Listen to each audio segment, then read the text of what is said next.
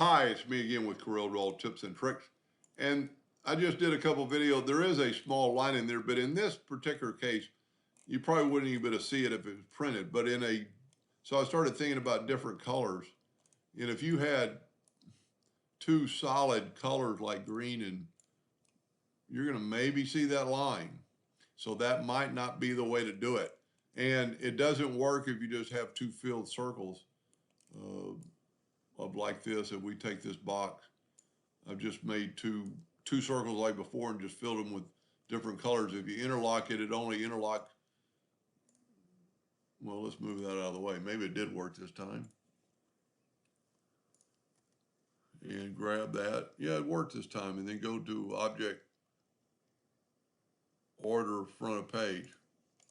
But you're going to still maybe see those lines. Okay? And because there's no outline there, so maybe still the best way is the way I used to do it, is let's take these two objects and let's left click, right click, and let's just zoom in here and do it the old fashioned way that I've always done it, like this. So if you cut through this one's going over, so this one has to go under, so it's these. And then just take your Smart Fill tool and fill one of them with red. And see how it went through there, and then the next one with green. And if we take away the outline, there's really there's no line there because it's actually going on top of it. There's no line. Now there is a line there where it stops, but that's separation between the two printed lines. So if you have a solid color, maybe it's better to do it that way, just to eliminate those and Smart Fill those colors in. But if you're maybe looking back on this, maybe I would test that.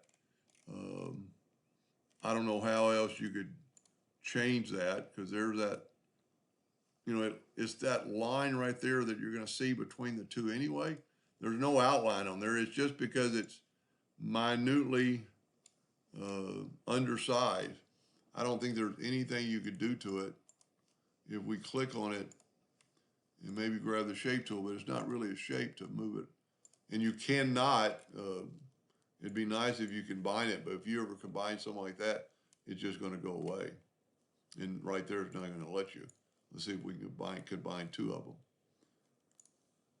No, it's not even going to let you combine, but I guarantee it'll just go away. So if you're doing a solid color, and even if you're not, and you want to do it that way, I would test a print to see, as laser engraver, that would probably work. If we're using gray, the laser would probably just kind of burn over that.